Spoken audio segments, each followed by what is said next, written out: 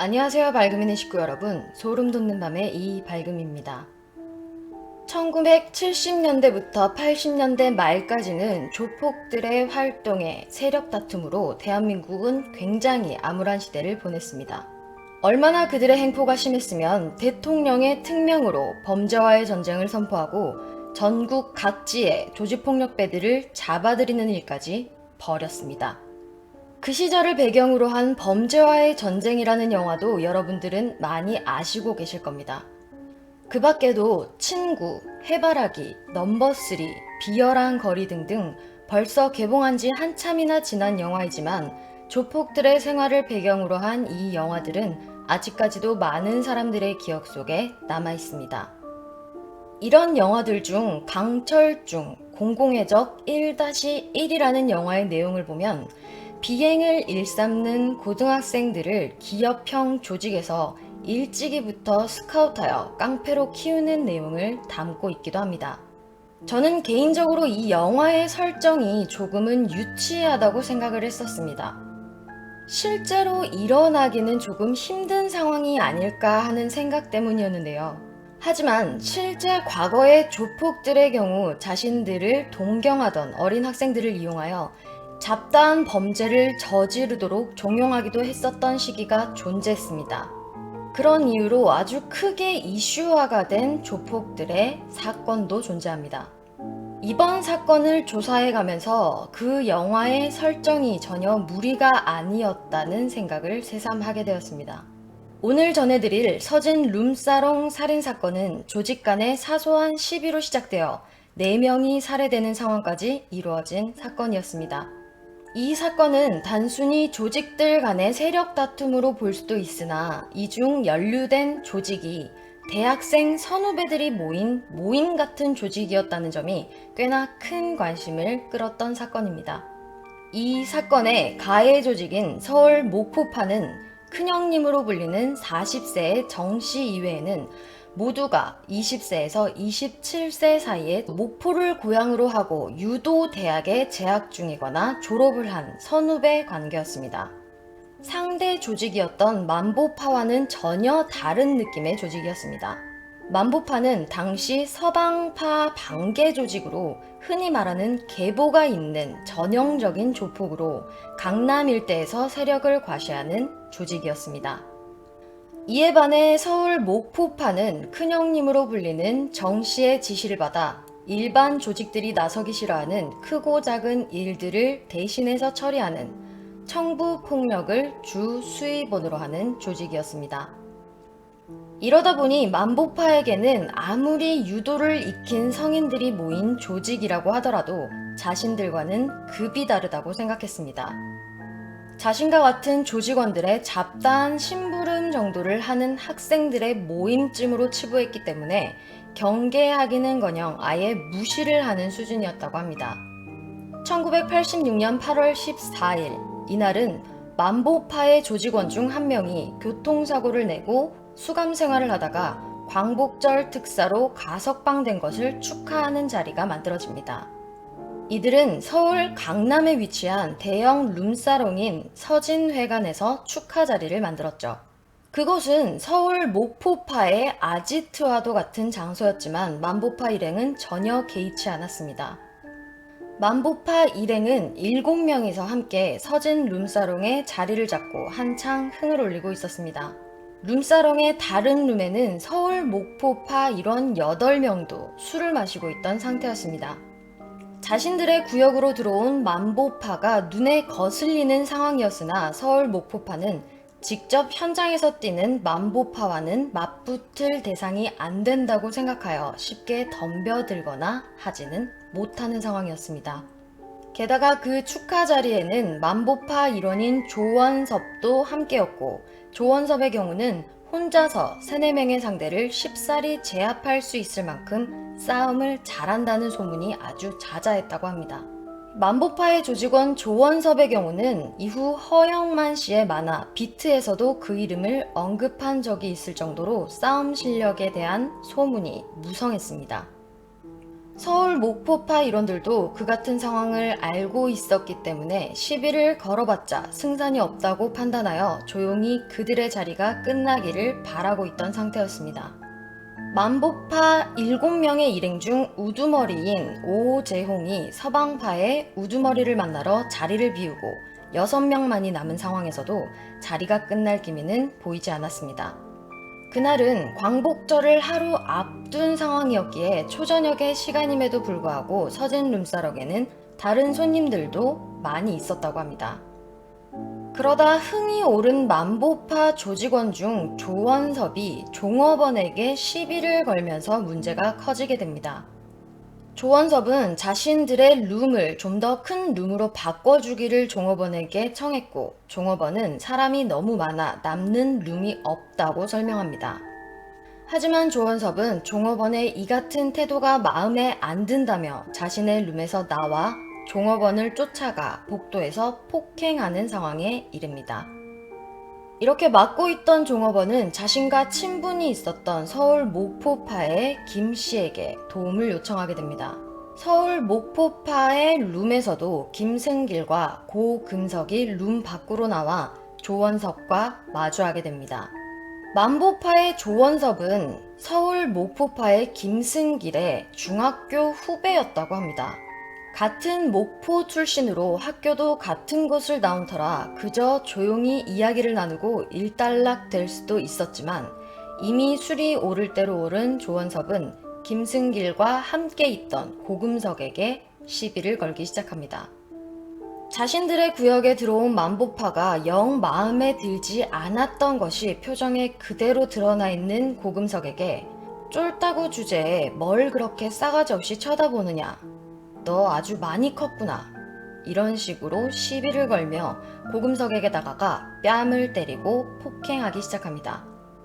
룸 밖으로 나간 조원섭이 들어오지 않자 만보파 일행들이 룸 밖으로 조원섭을 찾아 나섰고, 고금석을 폭행하고 있는 것에 합세해 고금석은 여러 명에게 폭행을 당하는 지경에 이르게 됩니다.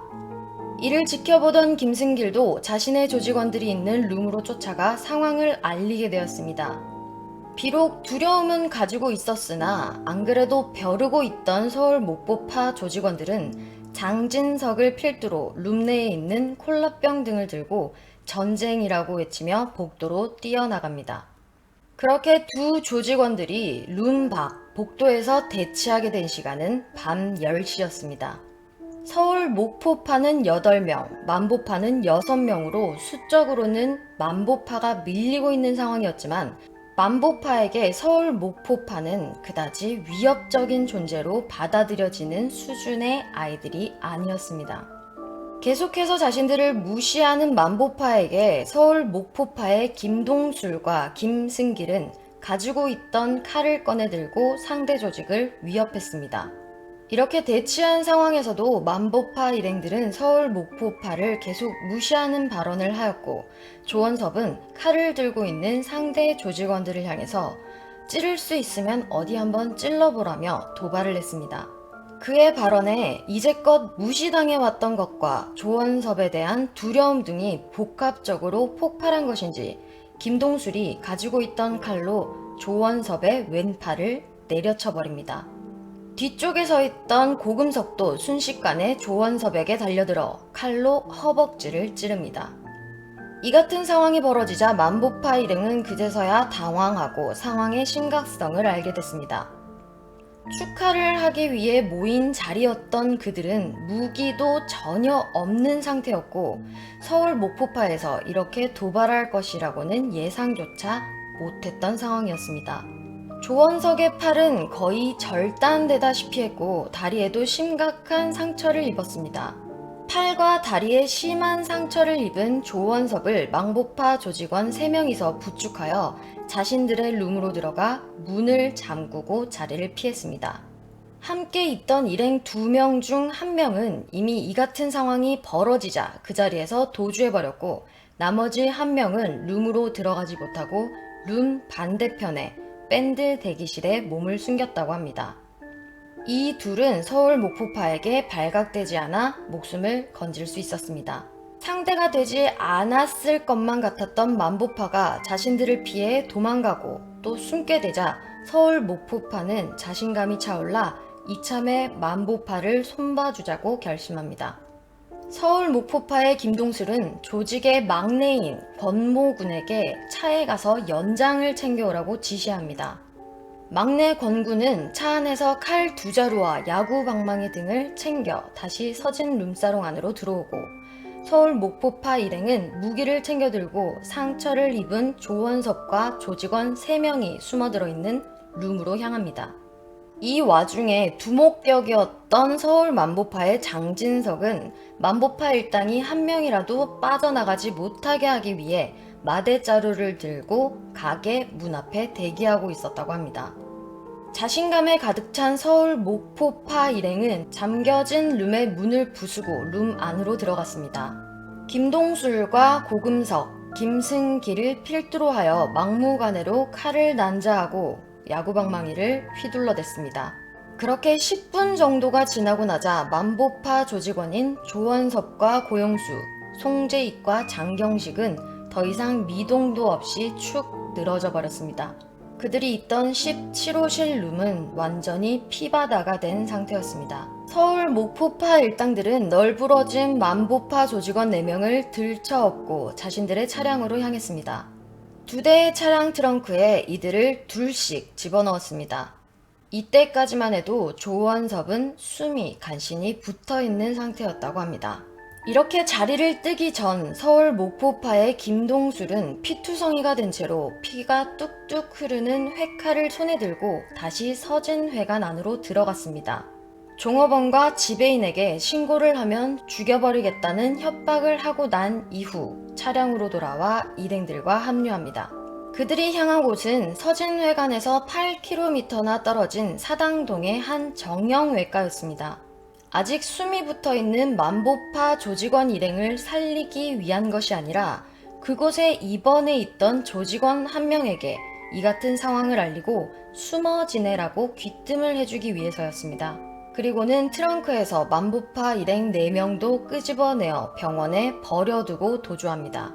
당시 상황을 목격했던 사람들의 말에 따르면 이들은 피투성이가 된 사람을 들쳐업고 병원으로 들어와 2명은 1층 계단에 버려두고 2명은 2층 수술실 앞쪽에 던져두고는 교통사고 환자요 라고 소리를 친 후 사라졌다고 합니다.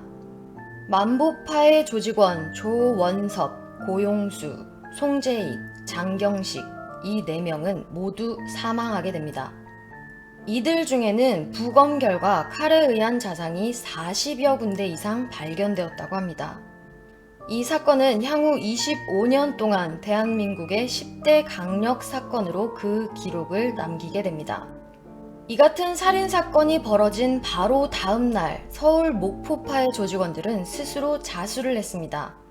그들을 지원해주는 큰형님으로 불리던 정요섭 또한 자수를 하였고 서진회관에 있지도 않았던 조직의 주요 인물들도 경찰에 의해 모두 체포되었습니다.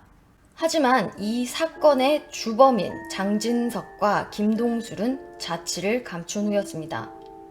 스스로 자수를 한 조직원들 중에서는 자신이 그곳에 있지도 않았음에도 불구하고 주범이라고 말하며 자수를 했던 탓에 수사에 혼선을 주기도 했습니다. 그런 철없는 행동을 한 조직원은 이번 사건과 아무런 관련이 없음에도 불구하고 위장 자수를 한 혐의로 징역 3년을 선고받기도 했습니다. 주범인 장진석과 김동술의 은신은 오래가지 못했습니다.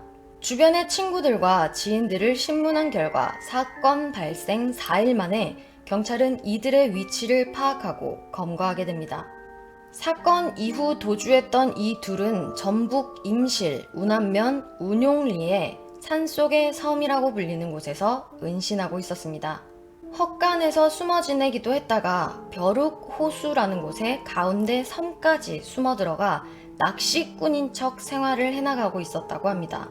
유도 대학 학생으로 운동을 전공했던 이들이었기에 검거 당시에도 무술 고단자인 형사 5명을 포함 9명의 형사가 이 둘을 체포하러 나섰습니다. 자신들을 체포하러 온 형사들과 마주한 장진석과 김동술은 처음에는 회칼을 들고 반항을 하게 됩니다. 그러다 형사가 공포탄을 쏘자 놀라 도주했고 형사들은 그 뒤를 재빨리 쫓아가 제압하여 체포에 성공하게 됩니다. 이런 끔찍한 살인사건의 주범인 장진석과 김동술은 25세와 23세로 20대 초반의 대학생들이었습니다. 장진석과 김동술은 체포되어 서울로 이송되어 오는 차 안에서 이제 속이 후련하다라고 말하며 자포자기한 모습을 보였다고 합니다. 김동술은 당시 형사에게 이제 저희는 다 끝난 건가요? 라고 말하며 굉장히 불안함을 내비쳤다고 합니다. 덩치도 크고 험악한 인상을 가졌지만 베테랑 형사들의 눈에는 영락없는 사회 초년생의 어리디 어린 청년들이었습니다. 이렇게 두려움에 떨고 있는 이 둘이 안쓰러워 형사들은 이송되어 오는 차 안에서 그들에게 빵을 사다 먹이기도 했다고 합니다. 그렇게 이송되어 오는 내내 안절부절 못하던 이 둘은 서초경찰서에 도착하자 태도가 돌변했습니다.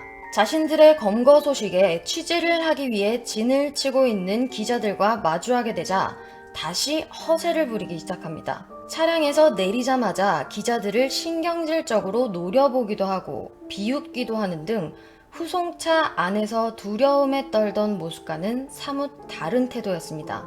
현재 심경이 어떠냐고 묻는 기자의 질문에 장진석은 후련하다, 이제 다 끝났다 라고 대답했고 후회가 없냐고 묻는 기자의 질문에 김동술은 이렇게 대답했습니다. 부모에게 불효를 저질러서 후회되고 애초에 애들이랑 같이 어울려 놓은 우리가 잘못이다. 정의롭게 살고 사무라이처럼 죽고 싶었는데 이젠 다 틀렸다. 형님들만 온 줄 알았으면 한번 붙어봐도 승산이 있었을 텐데 숨어있을 때 정령들이라도 대동해서 우리들을 다 둘러싸고 있는 줄 알았다. 이렇게 형사들을 형님들이라고 칭하며 말하는 중간중간 피식 웃으며 뻔뻔한 태도를 보였습니다. 연신 취재진들의 앞에서 고개를 빳빳이 들고 대답을 이어가던 중 장진석은 기자들에게 다시 한번 센 척을 합니다. 이 사람들 뭐 그리 큰 구경 났어? 사람 처음 봐? 라고 신경질적으로 소리를 치고는 서초경찰서 내로 들어갑니다. 그때까지도 자신들이 어떤 상황에 처했는지 감이 잘 오지 않았던 것인지 취조실 내로 들어가기 전까지 뻔뻔하고 여유로운 듯한 행동을 보였습니다. 하지만 정작 취조실 내에 들어가 형사들과 마주한 이 둘은 진술하는 내내 눈물을 흘렸다고 합니다. 이후 현장 검증을 하기 위해 다시 모습을 나타낸 이들은 한눈에 봐도 처음 취재진을 향해 뻔뻔한 태도를 보이던 그때와는 달리 살이 많이 빠져 수척해져 있었다고 합니다. 이 사건에 연루된 조직원이 우리가 알고 있는 일반적인 조직폭력배가 아닌 대학생 선후배 관계의 모임이었다는 것이 알려지게 되자 흉흉한 소문이 나돌기 시작했습니다. 전두환 정권이 지나고 당시 전 경환이 유도 대학생들을 자신의 경호원으로 대동해 공식 석상에 나타나는 일이 종종 있었다고 합니다. 그런 정황 때문에 유도대학 학생들을 정치계 쪽에서 뒤를 봐주는 게 아니냐라는 루머도 나돌았고요. 이런 20대 대학생들이 일반 조폭들을 향해 이 같은 사륙을 벌인 것은 누군가의 사주가 있지 않고서는 벌어질 수 없는 일이라며 이들 뒤에 배후 세력이 있다는 것에 사람들은 거의 확신을 하고 있는 상태였습니다. 진실은 알 수 없었지만 결과는 그저 젊은 청년들의 철없는 행동으로 결론 지어졌습니다. 이후 서울 목포파의 조직원들이 유도대학 학생들이라는 것이 대대적으로 알려지면서 유도대학은 조폭 양성소라는 오명에 시달려야 했습니다. 급기야 이 같은 이미지를 벗어나기 위해 대학교는 이름까지 변경을 하게 되었습니다.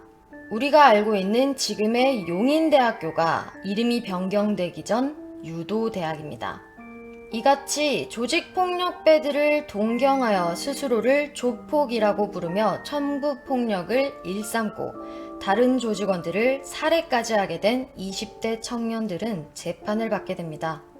1986년 12월 5일, 1987년 5월 2일 1심과 2심에서 두목인 장진석과 부두목인 김동술, 그리고 살인에 직접적으로 가담한 조직원인 고금석에게 사형이 선고되었습니다. 1987년 10월 상고심 선거 공판에서는 우두머리이긴 하나 살인에 직접적으로 가담하지 않은 장진석에게는 사형이 아닌 무기징역으로 감형이 되었고요. 김동술과 고금석에게는 원심대로 사형을 선고하게 됩니다. 서울 목포파 나머지 조직원들도 모두 무기징역에서 징역 1년 6개월까지 실형을 선고받았습니다.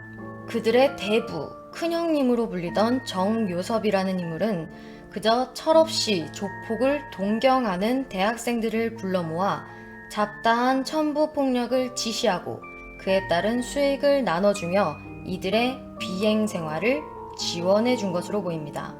사형을 선고받은 김동술과 고금석의 사형 집행은 굉장히 빠르게 이루어졌습니다. 사건이 벌어진 지 3년이 지난 1989년 8월 4일 이 둘은 사형이 집행되어 형장의 이슬로 20대에 생을 마감하게 됩니다. 우리나라의 사형은 교수형으로 진행됩니다. 사형수의 목에 밧줄을 감고 버튼을 눌러 바닥을 내려 형에 처하게 되는데요. 김동술의 경우 사형이 집행될 당시 버튼을 눌렀음에도 바닥이 내려가지 않아 김동술을 옆에 세워둔 채 교수대를 수리하는 일이 발생하기도 했다고 합니다. 그로 인해 김동술은 45분간 덜덜 떨며 교수대가 수리가 되기를 대기하다가 재집행받는 일이 생기기도 했다고 하네요. 이 같은 1986년에 벌어진 서진 룸사롱 사건 이외에도 다른 조직 폭력배들 간의 이권 다툼이나 사회적인 문제는 많았으나 이 사건으로 인해서 조폭들의 활동 영역이 많이 바뀌게 되었습니다. 이 사건의 파장이 너무 커지게 되자 이후에도 경찰은 집중적이고 지속적으로 유흥주점 근처를 단속하게 됩니다. 주로 유흥업소를 위주로 활동하던 조직폭력배들은 이 같은 단속을 피해서 지금은 건설과 금융, 부동산 등 다른 분야로 진출해 나가기 시작했고, 지금은 과거와 달리 조직폭력배들도 합법이라는 탈을 쓰고 활동을 하는 시대가 되었습니다. 이 같은 처참한 결말을 가지고 온 서진 룸사롱 살인사건이 보도된 이후에도 한동안 이 사건이 대학생 조직이라는 점이 이슈화되면서 조폭을 동경하고 꿈꾸는 청소년들이 증가했었다고 합니다. 조직폭력배들의 입장에서도 비교적 적은 비용만 주면 어떤 험한 일이든 하겠다고 나서는 청소년들은 매우 유용한 도구로 쓰여졌다고 합니다. 그렇다 보니 조폭들이 학교 주변에 손을 뻗쳐 아이들을 스카웃하고 있다는 정황들이 포착되면서 실제 강철중 공공의 적 1-1 그 내용과 같은 상황이 벌어진 시기도 존재했다고 합니다. 서울 목포파 이들은 젊은 혈기에 자신들의 비행을 지지해주는 큰형님이라는 존재를 등에 업고 기세등등하게 이 같은 잘못된 행동을 하게 되었습니다. 그 같은 생활이 얼마나 짜릿했을지는 모르겠지만 그들이 저지른 일은 사형이라는 판결로 자신들에게 돌아왔습니다. 사형이 선고되자 20대의 젊은 청년인 이 둘은 엉엉 울며 죽을 죄를 지었다고 뒤늦게 사죄를 하고 자신들이 철이 없었다며 용서해달라고 재판장에서 빌고 또 빌었습니다. 하지만 이미 너무 늦은 깨달음이었습니다. 김동술과 고금석은 사형 전 종교의 귀하에서 참회의 삶을 살다가 갔다고 합니다. 이들 중 고금석은 영치금과 사역비를 불우한 재소자나 나병 환자에게 내어주고 산골 학교에 비밀리에 후원을 하기도 했다고 합니다. 그리고 사형이 집행된 이후 안구와 콩팥도 기증을 했다고 합니다. 이런 아직 20대 대학생 청년들을 모아 조직폭력배를 만들고 그를 지원해준 큰형님으로 불리는 정요섭은 재판 결과 1심에서는 징역 10년, 2심에서는 징역 15년에 처해집니다. 나이 어린 이들을 선도하지는 못할 망정 자신의 사업적인 목적을 위해 자금을 대주고 폭력과 살인을 부추겼기 때문에 이 같은 형을 내렸다고 재판부는 말했습니다. 세상이 많이 변하고 사람들의 생각도 많이 변했습니다. 이런 조직폭력배들의 삶을 다룬 영화에서 미화되는 것이 진실이 아니라는 것을 알고 영화는 영화일 뿐 전혀 동경할 가치가 없는 삶이라는 것을 요즘 청소년들은 다 알 거라고 생각합니다.